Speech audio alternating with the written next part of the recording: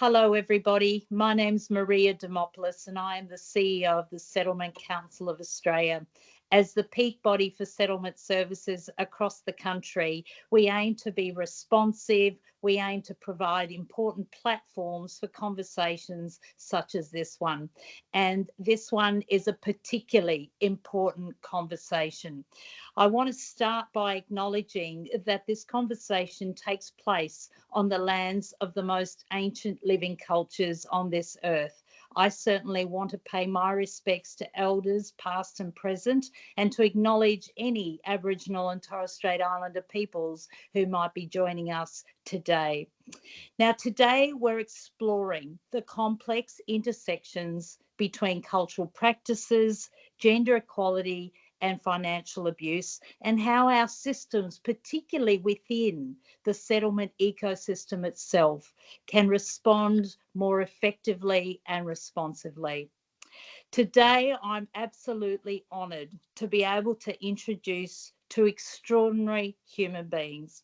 Let me start by introducing to you Melissa Monteiro, who we know as the board chair of the Settlement Council of Australia, but her day job is actually the Chief Executive Officer of the Community Migrant Resource Centre. Now, Melissa, I know you often say to me, look, just jump to the heart of the conversation. But I absolutely think that the importance of respecting people's histories, experience, and wisdom over so many years is important. So I do take the time to read people's bio, although it would take me a week to read yours, Melissa. But here's a snapshot. Over 27 years of experience within the community sector, far-reaching experiences across a range of sectors, well-versed in diversity, in managing stakeholders, government, ensuring that our communities are directly benefiting from these engagements. Based in Western Sydney, you manage, as I said, the Community Migrant Resource Centre. You undertake a huge portfolio, and I know, having known you now for a number of years, that your leadership and advocacy in issues such as child protection, women, children, families, domestic violence, and on I can go.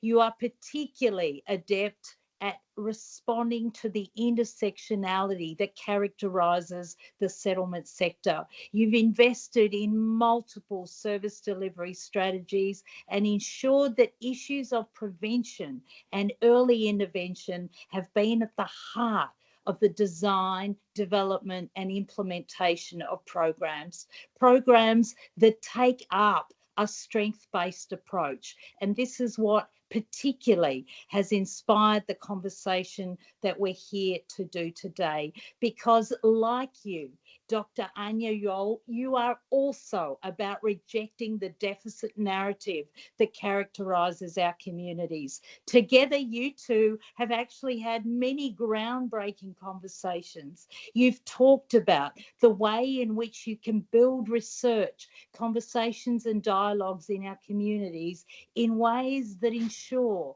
that we are moving our communities forward. Today in particular, Dr Anyier Yuol, you'll be talking to us about issues of dowry, bride price, and what you call marriage payments. Now, I want to start, as I did in introducing Melissa to us all, but you know, I was just saying before, I could read this extraordinary bio and still not do you justice, but I wondered if indeed I could invite you to tell us a little bit more about your story, because I was reminded earlier by Melissa that one of your first jobs was actually working at the Migrant Resource Centre. But welcome to you both. Anya, tell us just very briefly before we launch into the discussion itself about your extraordinary history, because no amount of articles or stories that I've read online can do it justice when you give voice to your own experience. Tell us about you. Well, firstly, thank you so much, Maria, for having us on this wonderful interview to talk about the collaboration that we're doing. But a little bit about myself, and we don't have much time, but most people know that I came from a refugee background, probably 23 years ago when I was just a little young girl, 10-year-old girl. And I think that journey really reshaped the person who I have become. I observed at an early age the life that you obtain or the life of lived experience in a refugee setting. But I've always been a very curious young girl, even in a refugee camp, particularly looking at the way that young girls were allowed to participate in certain area, whether it was through sport participations or education. Often young girls were second choice to every opportunity, and I observed that. And so when I moved to Australia, this came through my involvement in the sport industry, where there was always that lack of understanding of why young girls or women should take part in sport participation or any other thing that will empower them outside the home or the cooking and all of those kind of things. And I think that really inspired me and taught me how to see the world differently and start to question and be curious why in my community where I'm a girl, I should stay in the kitchen and cook. I was not allowed to play sport. And so those really, I started to put those concepts of what gender equity look like, what advocacy look like within my own community. And I think that really, really, truly inspired me to take a step and be a curious person, but also ensuring that I was empowering myself so then I can have the confidence and the skill set that I need to be able to unpack any other issues that come along. And that also including cultural integration into a new society. That's me understanding my own cultural background and the intersectional that come within the modern society that I was upbringing. And so I think all those curiosity and really always wondering to question without judgment fit into the work that I have done. And so through that come the educations, went to university, find myself at Community Migrant Resource Center for my first job, which really taught me the skills within the resettlement sector and understanding how migrants and refugee communities that come here, what are some of the issues do they face, not just through the employment, but particularly that aspect of belonging through the cultural integration. And so those were the things that truly inspire me and the things that really motivate me to go into that research journey, as you will hear later on. But that's just a little bit of why I'm here today. Yeah. And of course, your research agenda specifically relating to what you've termed marriage payments. I mean, this is an important area of research. What drew you to a topic like that one?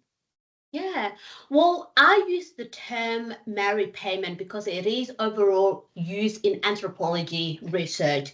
That is the term that often look at the marriage system. We're talking about the bride price and the dowry and the other one. So they all come under this term to kind of look at the global relationship within the marriage system. So I use that blindly because it's a frame within the anthropology to understand these practices.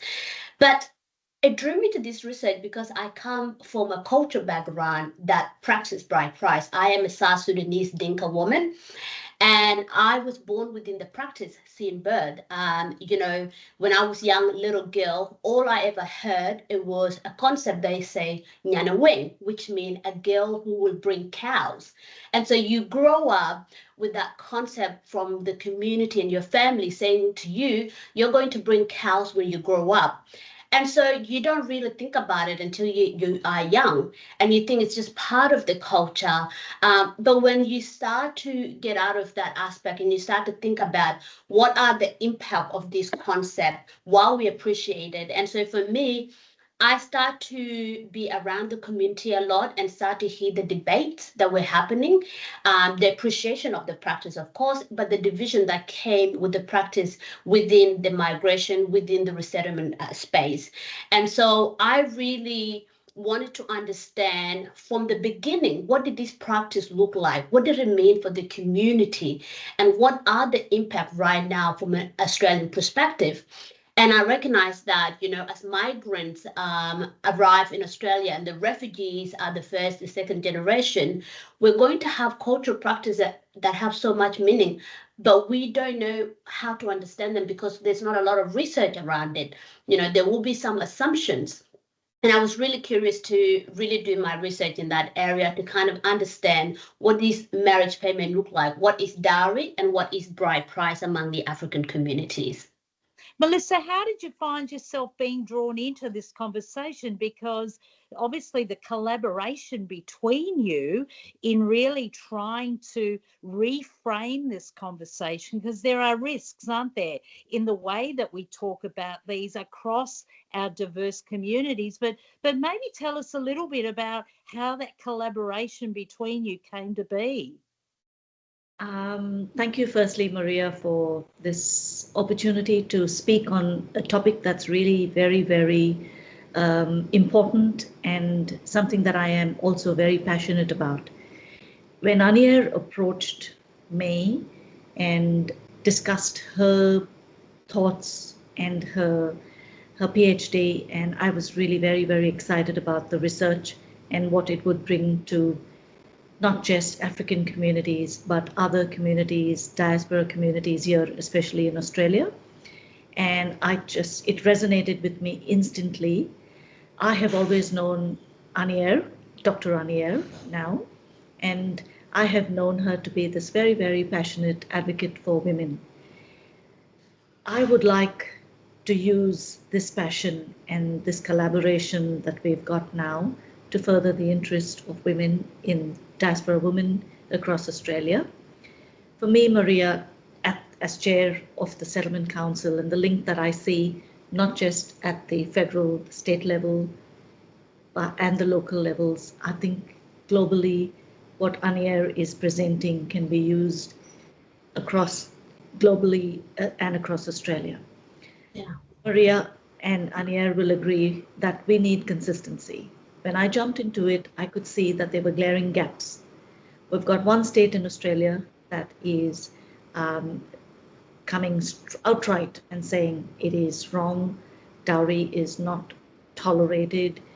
We need other states, we need consistency.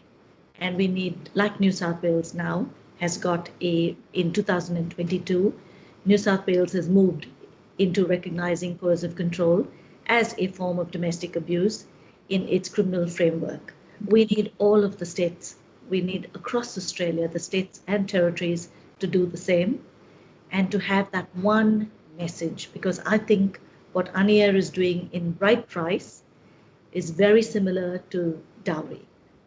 And dowry needs to be called out because of the misunderstanding and the lack of information and the lack of clarity with what is right and what is wrong, what is tolerated, what is not, and what is good and best practice here in Australia, that there is no consistency across all of Australia.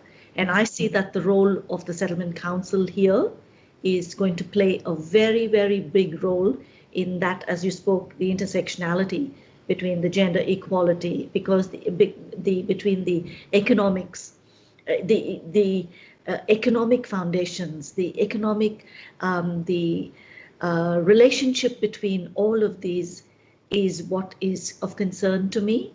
It's important, there's an urgency, and it's important, as Anyier also just said, about the second generation and the future generations, that there is clarity, there's one messaging, and also zero tolerance when it comes to anything abusive, and when there is threatening and coercive control and behaviors, there is a link between all of these, and we need to put a stop to it. That's when I responded to Anyier and what she was doing, and I looked at this as a great opportunity for wanting us to do a bigger collaboration at a larger scale, a national scale with Dr. Anyier. Well, you've both obviously identified that there is a gap in a nationally consistent framework here. And so the advocacy work that you're doing is incredibly important. And as Melissa, you rightly pointed out, for the Settlement Council of Australia, our advocacy priorities are inclusive of important issues like gender-based violence.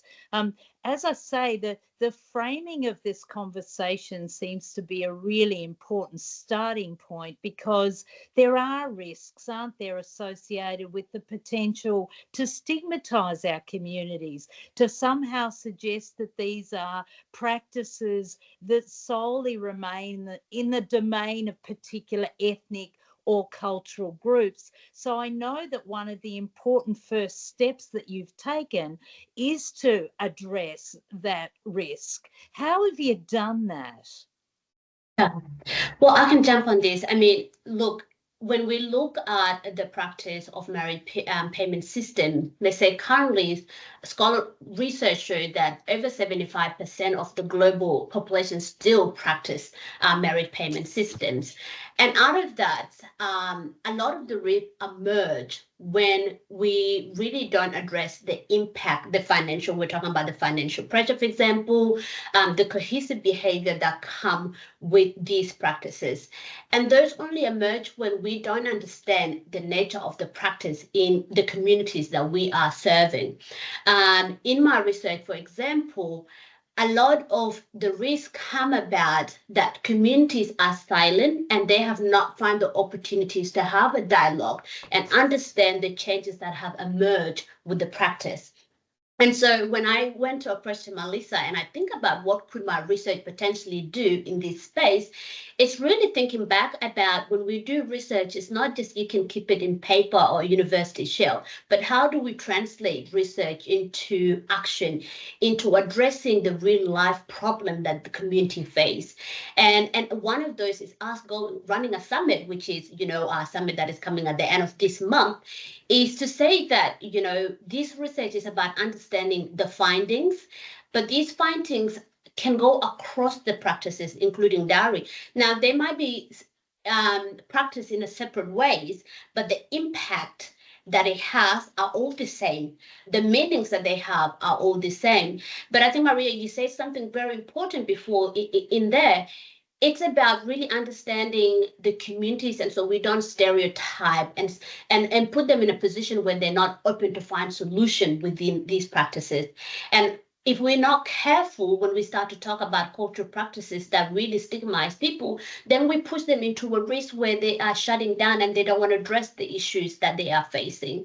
And so for us, this is the first way of us addressing the conversation with the community, with policymakers, with decision makers who can actually identify and support what we're doing.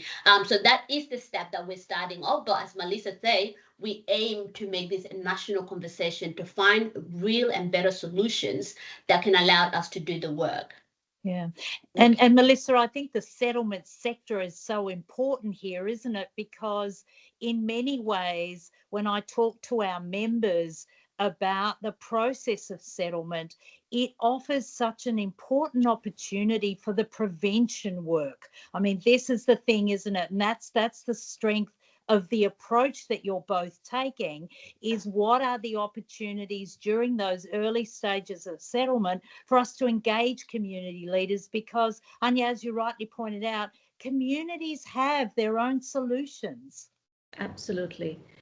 Maria, can I jump in there and respond? I think the context that I'd like for us both, for the bride price as well as the dowry and this whole conversation, I'd really like to say that both of these, whether it's dowry or bride price, they're ancient systems, as Anyier has researched about it, that were meant to actually originally unite families, not divide them.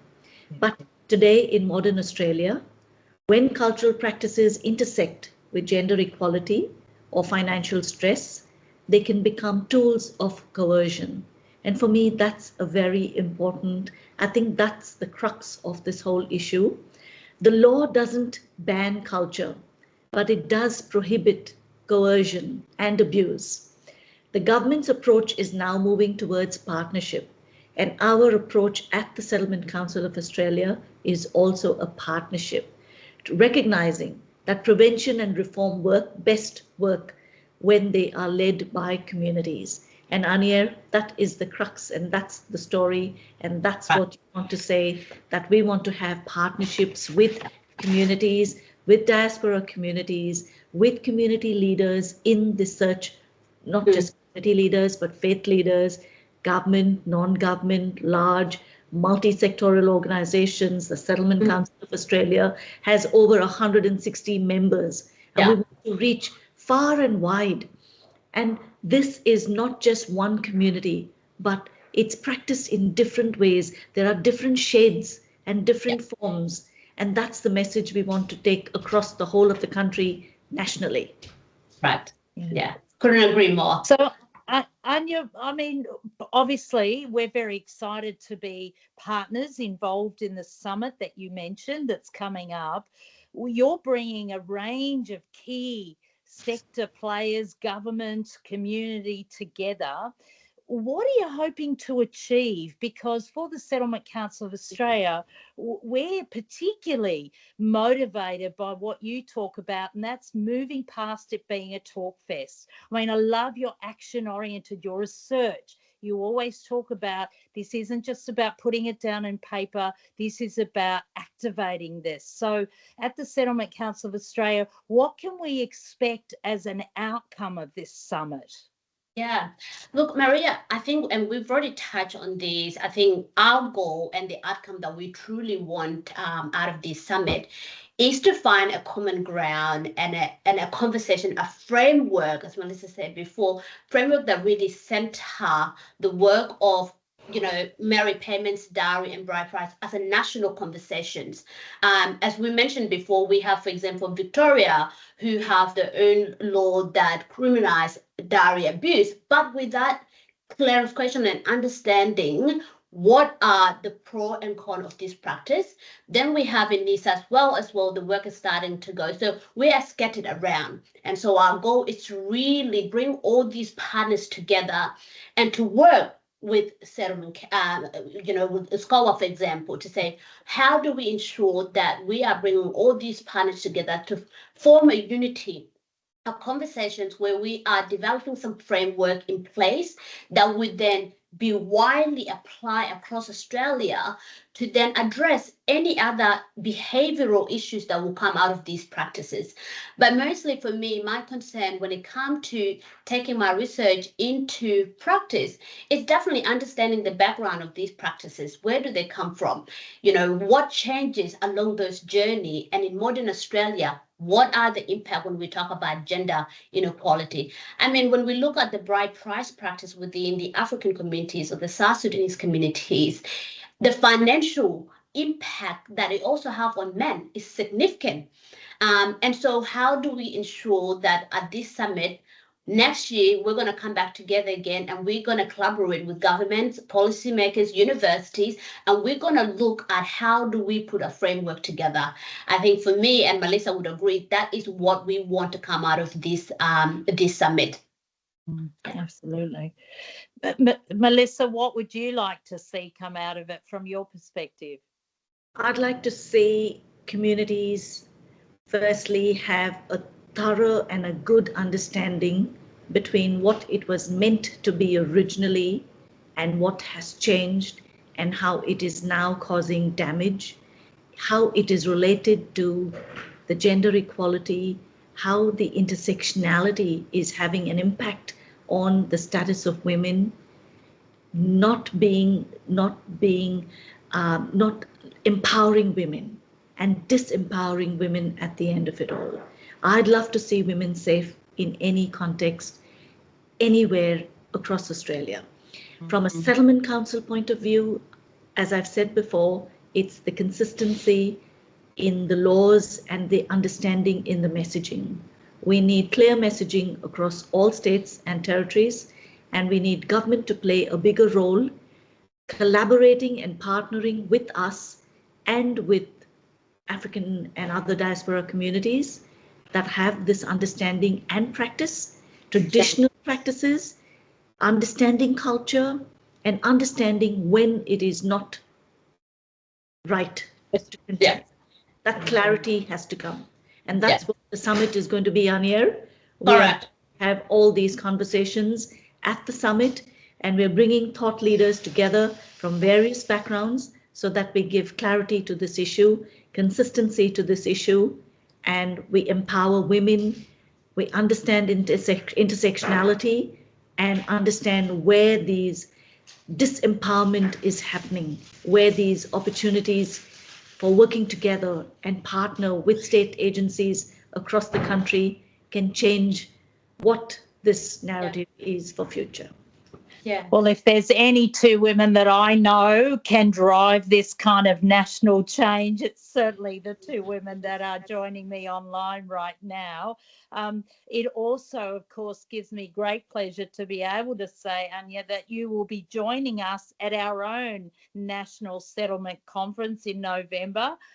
Towards the 19th to the 21st for anybody who's wanting to register. And the beauty, of course, of the timing is that you'll be able to update us on the outcomes that were achieved at the summit. So I certainly can't wait for that. We started the conversation by stressing the significance and importance of the lack of a national framework to address what is such a fundamentally core issue to our sector, one that concerns our sector. I'm very inspired by the initiatives that both of you have taken up and certainly will culminate in the summit.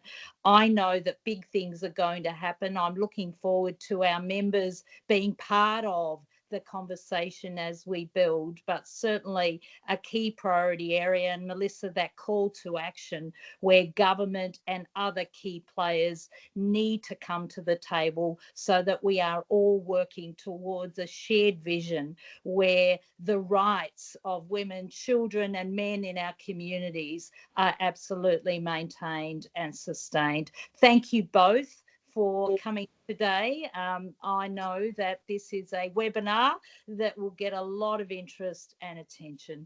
Thank you for your time. Thank you very much. Thank you. Bye-bye.